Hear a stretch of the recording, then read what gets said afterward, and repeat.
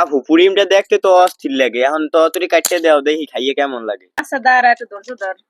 এ আপু কই গেলা? শুভ, ডাকো কা, আসি তো, এই জায়গায় কাজ করি আমি। বাড়ি যেই দেখি ফ্রিজ এই গরুর দুধ আর এই দোকান দিয়ে সাবুদানা লইছি, এখন এই দিক তোমাকে বানাই দাও। এটি কি বানাবো এখন?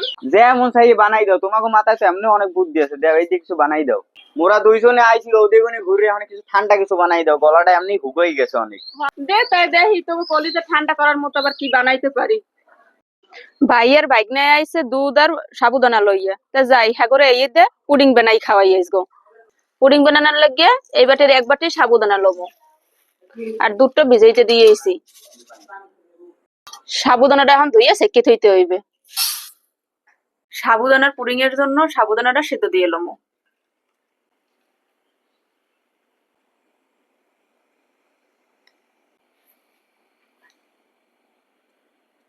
পুডিং এর কালারের জন্য একটু জর্দার রং দিয়ে দেবো। সাবুদানাটা সিদ্ধ হয়ে গেছে, এখন সেকে লমো। পুডিং এর জন্য 1/2 লিটার দুধ নিছি। পরিমাণ মতো চিনি দিয়ে দিব। দুধের ভিতর পরিমাণ মতো চিনি দিয়ে দিছি, এখন এই দুধটারে জাল করে অর্ধেক করে নেব। আগার পানিটা পানিতে গলাই নিছি, এখন এটা দুধের ভিতর দিয়ে দেবো। এখন ওই যে আগে সাবুদানাটা সিদ্ধ করে রাখছিলাম, এই সাবুদানাটা দিয়ে দেবো দুধের ভিতরে। এটা ভালো করে দুধের লাগে মিশিয়ে লইতে হইবে। পুডিং এর জন্য কিন্তু সব উপকরণ গুলো জাল করা হয়ে গেছে, এখন পুডিং বক্সে ডালিয়ে লমো।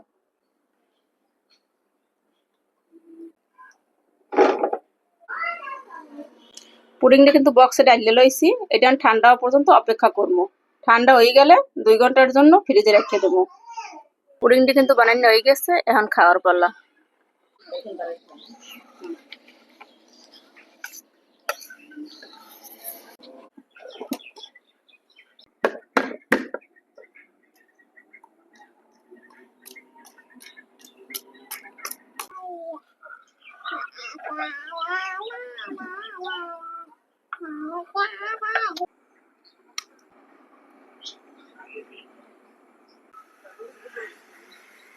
আপু পুডিংটা দেখতে যত সুন্দর আর খাইতে এর চেয়েও বেশি মজা।